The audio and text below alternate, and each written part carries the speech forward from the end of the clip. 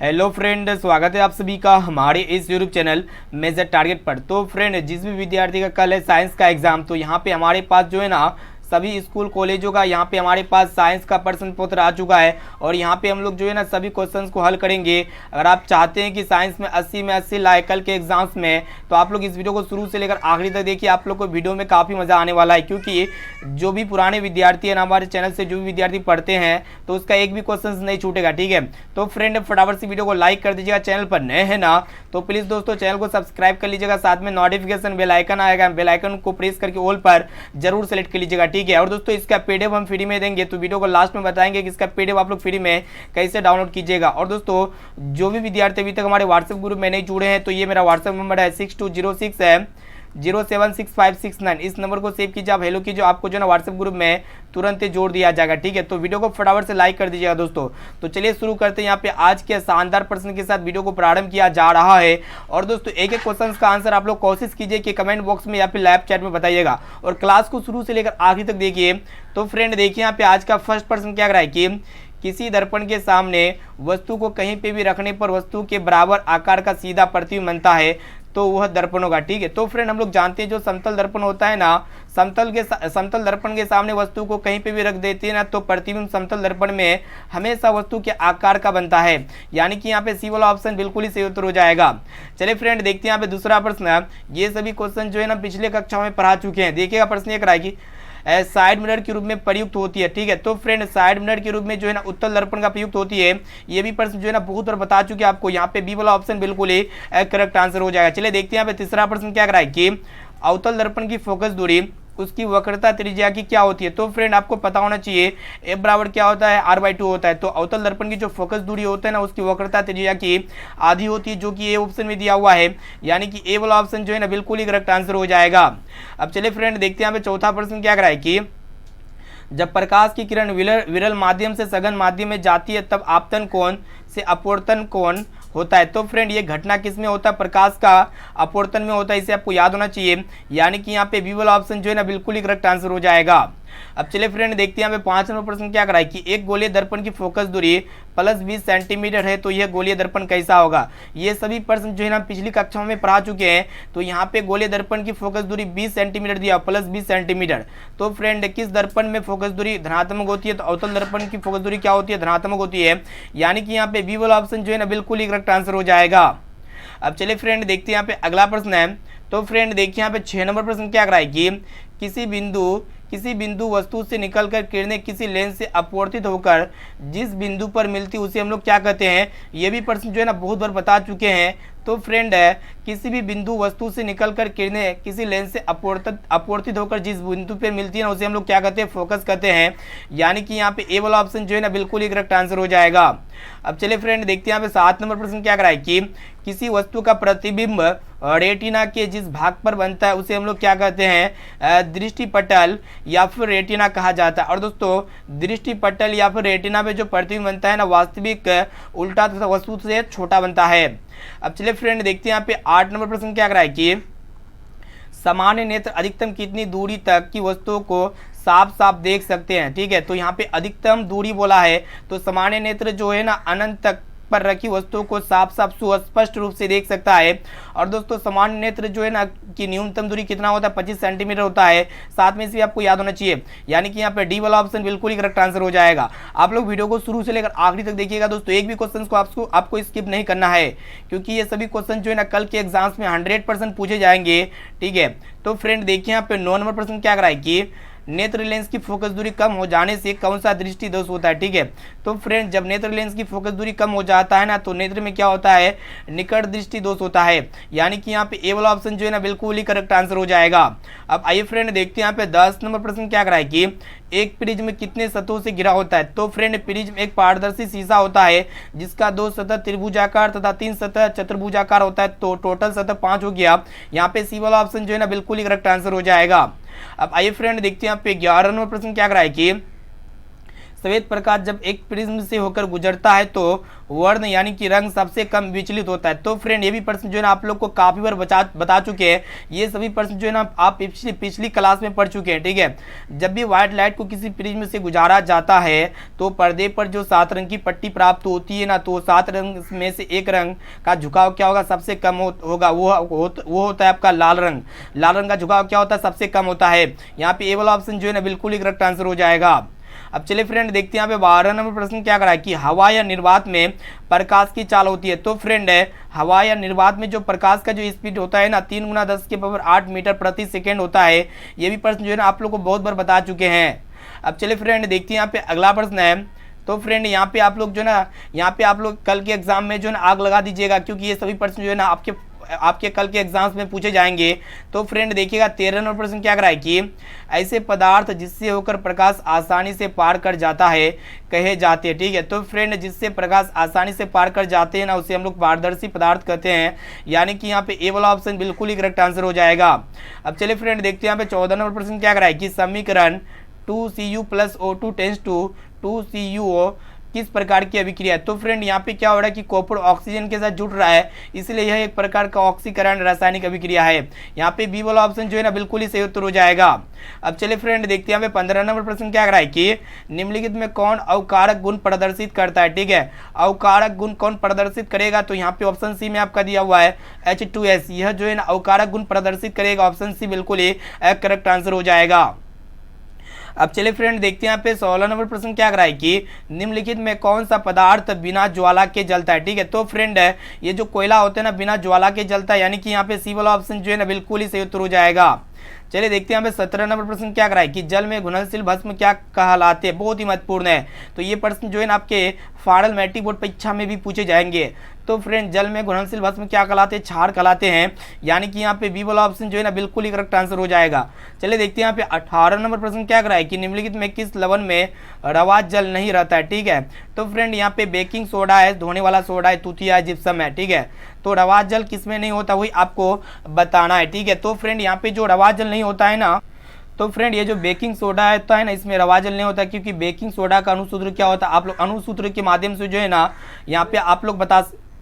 तो फ्रेंड यहाँ पे बेकिंग सोडा का जो रासायनिक सूत्र होता है क्या होता है, NaSCO3 होता है। क्या होता है, NaSCO3, कहने का अर्थ है सोडियम हाइड्रोजन कार्बोनेट, ये होता है बेकिंग सोडा का रासायनिक सूत्र। यहाँ पे आप लोग देखिएगा रवा जल कहने का अर्थ होता है जिसमें रवा जल मौजूद हो। तो धोने वाला सोडा का जो रासायनिक सूत्र होता है क्या होता है, Na2CO3 10:2 होता है, ठीक है। और दोस्तों यहाँ पे 10:2 कहने का अर्थ है इसमें जल रवा जल कितने अणु मौजूद है, 10 अणु मौजूद है। और तूतिया का जो रासायनिक सूत्र होता है और आपका यहाँ पे जिप्सम का जो रासायनिक सूत्र होता है, इसमें दोनों में क्या होता है, तीनों में क्या होता है कि रवा जल मौजूद होता है। लेकिन ये बेकिंग सोडा का जो अणुसूत्र होता है ना NaSCO3 होता है, इसमें जल का जिक्र ही नहीं है, इसीलिए यहाँ पे ए वाला ऑप्शन जो है ना बिल्कुल ही करेक्ट आंसर हो जाएगा। चलिए दोस्तों देखते हैं यहाँ पे 19 नंबर प्रश्न क्या कराए कि किसी विलियन के pH का मान 4 है तो विलियन होगा। तो फ्रेंड जिस भी विलियन के pH का मान 4 होता है ना तो विलियन क्या होता है, अम्लीय होता है, यानी कि यहाँ पे ए वाला ऑप्शन जो है ना बिल्कुल ही करेक्ट आंसर हो जाएगा।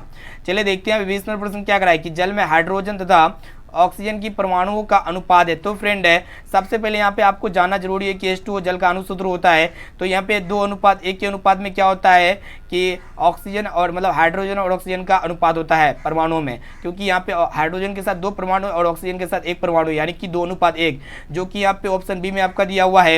यहाँ पे बी वाला ऑप्शन जो है ना बिल्कुल ही करेक्ट आंसर हो जाएगा। अब चलिए फ्रेंड देखते हैं यहाँ पे अगला प्रश्न है। तो फ्रेंड देखिए यहाँ पे 21 नंबर प्रश्न क्या कराए कि निम्नलिखित में कौन हाइड्रोनियम आयन है। तो फ्रेंड यहाँ पे जो हाइड्रोनियम आयन हो जाएगा ना H3O+ हो जाएगा। ऑप्शन नंबर ए जो है ना बिल्कुल ही सही उत्तर हो जाएगा। चलिए देखते हैं यहाँ पे 22 नंबर प्रश्न क्या कराए कि सोडियम सल्फेट का जलीय विलयन होगा। तो फ्रेंड है जो सोडियम सल्फेट होते हैं ना इसका जलीय विलयन क्या होता है, इसके pH का मान 7 होता है, इसलिए यह विलयन जो है ना उदासीन होता है, यानी कि यहाँ पे ए वाला ऑप्शन जो है ना बिल्कुल ही सही उत्तर हो जाएगा।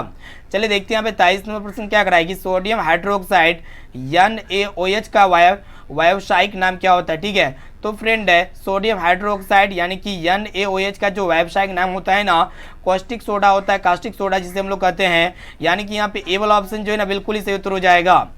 चलिए देखते हैं यहाँ पे 24 नंबर प्रश्न क्या करा है कि यहाँ पे आपको बताना है कि हाइड्रोजन पेरोक्साइड का रासायनिक सूत्र क्या होता है, ठीक है। तो फ्रेंड हाइड्रोजन पेरोक्साइड का जो रासायनिक सूत्र होता है ना, क्या होता है, HO2 होता है। ठीक है, यहाँ पे सी वाला ऑप्शन जो है ना बिल्कुल ही करेक्ट आंसर हो जाएगा। आप लोग एक एक क्वेश्चन को जो है ना अच्छी तरह से याद कर लीजिएगा फ्रेंड। प्रश्न ये है कि नींबू के रस में कौन सा अम्ल पाया जाता है, तो नींबू के रस में जो है ना कौन सा अम्ल पाया जाता है, जितने भी मतलब खट्टे फल होते हैं जैसे कि नींबू हो गया, संतरा हो गया, मौसमी हो गया, इसमें क्या होते हैं कि साइट्रिक अम्ल पाए जाते हैं। यानी कि यहाँ पे बी वाला ऑप्शन जो है ना बिल्कुल ही सही उत्तर हो जाएगा। चलिए देखते हैं 26 नंबर प्रश्न क्या कराए कि निम्न में कौन एक संश्लेषित सूचक है। तो यहाँ पे जो संश्लेषित सूचक हो जाएगा ना फ्रेंड, मैथिल ऑरेंज हो जाएगा। यहाँ पे सी वाला ऑप्शन जो है ना बिल्कुल ही करेक्ट आंसर हो जाएगा।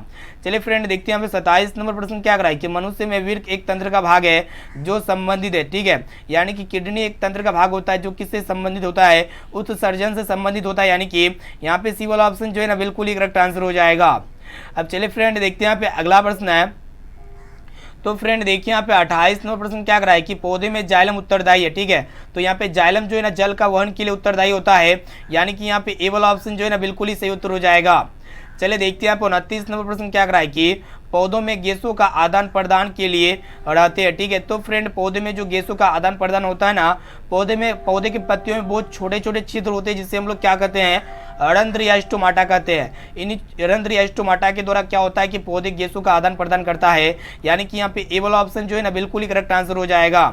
चलिए दोस्तों देखते हैं यहाँ पे 30 में प्रश्न क्या कराए कि पौधों में खाद्य पदार्थों का स्थानांतरण किस रूप में होता है। ठीक है, तो पौधों में जो खाद्य पदार्थों का जो ट्रांसफर होता है ना किस रूप में होता है, स्टार्च के रूप में होता है। यानी कि यहाँ पे ए वाला ऑप्शन जो है ना बिल्कुल ही सही उत्तर हो जाएगा। अब चलिए फ्रेंड देखते हैं यहाँ पे 31 नंबर प्रश्न क्या कराए कि स्वपोषी पोषण के लिए आवश्यक है। तो फ्रेंड जो स्वयं पोषण करता है ना उसके लिए क्या क्या आवश्यक होते हैं, CO2 तथा जल, क्लोरोफिल और इनके साथ साथ सूर्य का प्रकाश। यानी कि ये सभी आवश्यक होता है। ऑप्शन नंबर यहाँ पे डी जो है ना बिल्कुल ही करेक्ट आंसर हो जाएगा, उपयुक्त सभी। चलिए दोस्तों देखते हैं 32 नंबर प्रश्न क्या कराए कि दही के जमने में निम्न में से कौन सी अभिक्रिया होती है। तो फ्रेंड दही के जमने में जो है ना किण्वन की क्रिया होती है। यानी कि यहाँ पे सी वाला ऑप्शन जो है ना बिल्कुल ही करेक्ट आंसर हो जाएगा। अब आइए फ्रेंड देखते हैं यहाँ पे 33 नंबर प्रश्न क्या कराए कि रक्षी कोशिकाएं पाई जाती है। तो फ्रेंड रक्षी कोशिकाएं जो है ना किसमें पाई जाती है वही आपको अब बताना है। तो ये रक्षी कोशिकाएं जो है ना पत्तियों में पाई जाती है। यानी कि यहाँ पे बी वाला ऑप्शन जो है ना बिल्कुल ही करेक्ट आंसर हो जाएगा। अब चलिए फ्रेंड देखते हैं यहाँ पे 34 नंबर प्रश्न क्या कराए कि यहाँ पे आपको बताना है कि एक अर्ध पारगम्य झिल्ली से जल के विसरण की क्रिया को क्या कहते हैं। ठीक है, तो एक सेमी परबियोल मेम्ब्रेन जो होता है इसके जल के विसरण की क्रिया को क्या कहते हैं, परासरण कहते हैं। यानी कि यहाँ पे ए वाला ऑप्शन जो है ना बिल्कुल ही सही उत्तर हो जाएगा। चलिए देखते हैं यहाँ पे 35 नंबर प्रश्न क्या कराए कि मृत जीवी का उदाहरण है। ठीक है, तो फ्रेंड ये जो अमीबा होते हैं ना ये क्या होते हैं कि सड़े गले मृत पौधे या जीवों के अपशिष्ट पदार्थों से अपना भोजन प्राप्त करते हैं। यानी कि यहाँ पे ए वाला ऑप्शन जो है ना बिल्कुल ही करेक्ट आंसर हो जाएगा। चलिए देखते हैं यहाँ पे 36 नंबर प्रश्न क्या कराए कि मानव हृदय में कितने कोष्ठ होते हैं। तो मानव हृदय में कितने चेंबर पाए जाते हैं, तो 4 चेंबर पाए जाते हैं। ये भी प्रश्न जो है ना आप लोग को बहुत बार बता चुके हैं। सभी प्रश्न यहाँ पे जो है ना काफी बार बता चुके हैं पिछली क्लास में। अब चलिए फ्रेंड देखते हैं यहाँ पे 37 नंबर प्रश्न क्या कराए कि यहाँ पे आपको बताना है कि स्टेथोस्कोप द्वारा क्या मापा जाता है। ठीक है, तो स्टेथोस्कोप द्वारा क्या मापा जाता है, तो ब्लड प्रेशर यानी कि रक्तदाब मापा जाता है। यानी कि यहाँ पे बी वाला ऑप्शन जो है ना बिल्कुल ही करेक्ट आंसर हो जाएगा। चलिए देखते हैं यहाँ पे 38 नंबर प्रश्न क्या कराए कि निश्वास द्वारा निकली वायु में रहती है। ठीक है, तो फ्रेंड जब हम लोग सांस को छोड़ते हैं तो हम लोग कौन सा सांस छोड़ते हैं, तो निश्वास कहने का अर्थ होता है कि जब हम लोग सांस को छोड़ते हैं तो कौन सा हवा रहता है, तो कार्बन डाइऑक्साइड गैस होता है एक तरह का। यानी कि यहाँ पे ए वाला ऑप्शन जो है ना बिल्कुल ही करेक्ट आंसर हो जाएगा। और प्रश्वास के द्वारा हम लोग कौन सा गैस को लेते हैं, तो वायुमंडल से तो ऑक्सीजन गैस को लेते हैं। ठीक है, चलिए देखते हैं 39 नंबर प्रश्न क्या कराए कि किसकी उपस्थिति के कारण रक्त लाल दिखता है। ठीक है, तो फ्रेंड ब्लड का कलर जो लाल होता है ना हीमोग्लोबिन के कारण से होता है। यानी कि यहाँ पे बी वाला ऑप्शन जो है ना बिल्कुल ही करेक्ट आंसर हो जाएगा। अब चलिए फ्रेंड देखते हैं यहाँ पे 40 नंबर प्रश्न क्या कराए कि दो न्यूरॉनों के मध्य खाली स्थान को क्या कहते हैं, तो सिनेप्स कहते हैं। यानी कि यहाँ पे बी वाला ऑप्शन जो है ना बिल्कुल ही करेक्ट आंसर हो जाएगा। अब चलिए फ्रेंड देखते हैं यहाँ पे, तो यहाँ पे जो है ना 1 से लेकर 40 तक के ऑब्जर्व क्वेश्चंस का आंसर की को बता चुके हैं। और दोस्तों जो पुराने विद्यार्थी है ना तो ये सभी क्वेश्चंस का आंसर इजीली दे पाए होंगे। ठीक है, तो आप लोग जो है ना जो भी नए विद्यार्थी है तो फटाफट से चैनल को सब्सक्राइब कर लीजिएगा। साथ में नोटिफिकेशन बेल आइकन आएगा उसको प्रेस करके जो है ना ऑल पर जरूर सेलेक्ट कर लीजिएगा। ठीक है, और दोस्तों इनके साथ साथ जो है ना इसका PDF फ्री में देने वाले हैं सब्जेक्टिव क्वेश्चंस के आंसर के साथ साथ। तो यहाँ पे आप लोग को देखिएगा प्रश्न ये कराए कि लघु उत्तरीय प्रश्न में यहाँ पे आपको किन्हीं 4 प्रश्नों का ही उत्तर देना है, जिनका जो है ना 2 अंक है। तो यहाँ पे वास्तविक एवं आभासी प्रतिबिंब में क्या अंतर होता है ये आपको बताना है, तारे क्यों टिमटिमाते ये आपको बताना है, और तीसरा में क्या है कि उत्तल लेंस और उत्तल लेंस को अभिसारी लेंस क्यों कहा जाता है ये भी बताना है। और चौथा प्रश्न ये है कि कांच की आयताकार झिल्ली में अपवर्तन की 2 किरणों का नामांकित चित्र खींचना है, ठीक है। या फिर ऑप्शन यहाँ पे 5 में दिया हुआ नंबर 5 क्वेश्चन नंबर क्या कराए कि ग्रह क्यों टिमटिमाते हैं, ठीक है। तो यहाँ पे मात्र जो है ना 4 क्वेश्चंस का ही आंसर बताना है ना।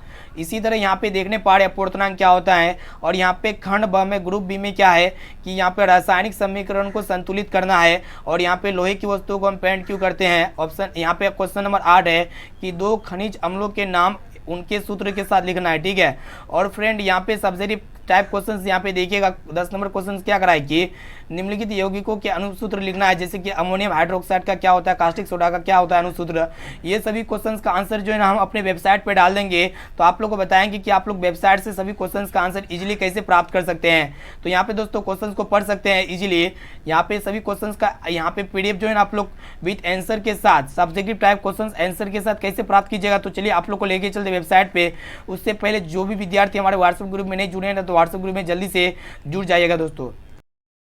तो फ्रेंड पीडीएफ डाउनलोड करने के लिए जो ना आपको अपने मोबाइल के क्रम ब्राउजर पे चले आना पड़ेगा, फिर गूगल पे जा सकते हैं। तो सिंपली यहाँ पे आपको सर्च करना पड़ेगा measuretargets.com, ठीक है।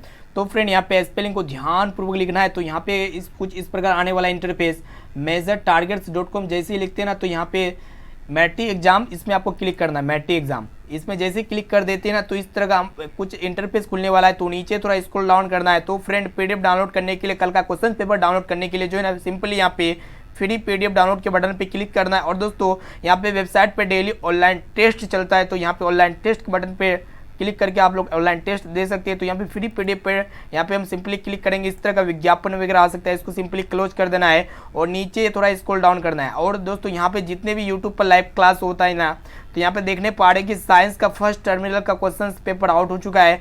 तो उसका यहाँ पे जो है ना सिंपली डाउनलोड के बटन पे क्लिक करके, जैसे डाउनलोड के बटन पे क्लिक करते ना, तो यहाँ पे आपका पीडीएफ जो है ना डाउनलोड हो जाएगा। तो फ्रेंड जैसा कि यहाँ पे देखने पा रहे हैं लाइव कि यहाँ पे जो है ना हमारा पीडीएफ डाउनलोड हो चुका है विद आंसर के साथ, है ना। तो यहाँ पे आप जूम करके भी दिखा सकते हैं। तो यहाँ पे देखने पा रहे कि आंसर के साथ, क्वेश्चन आंसर के साथ यहाँ पे जो है ना पीडीएफ हो गया है, क्वेश्चन पेपर यहाँ पे डाउनलोड हो चुका है, ठीक है। तो इस वीडियो को अपने दोस्तों में ज़्यादा से ज़्यादा शेयर कीजिए। अभी तक आप वीडियो को लाइक नहीं किया ना, तो प्लीज़ दोस्तों जल्दी से फटाफट से वीडियो को लाइक कर दीजिएगा। चैनल पर नए हैं ना, तो प्लीज़ दोस्तों चैनल को सब्सक्राइब कर लीजिएगा। और जो भी विद्यार्थी अभी तक हमारे व्हाट्सएप ग्रुप में नहीं जुड़े हैं ना, तो ये मेरा व्हाट्सएप नंबर है 6206 है 076569, ठीक है। इस नंबर को सेव कीजिए, आप हेलो कीजिए, आपको जो ना व्हाट्सएप ग्रुप में तुरंत ऐड कर दिया जाएगा, ठीक है। तो फ्रेंड फिर मिलते हैं जल्दी अगले वीडियो पे। तो फटाफट से जल्दी से जाइए वेबसाइट पे और जल्दी से जो है ना क्वेश्चन पेपर को डाउनलोड कर लीजिए।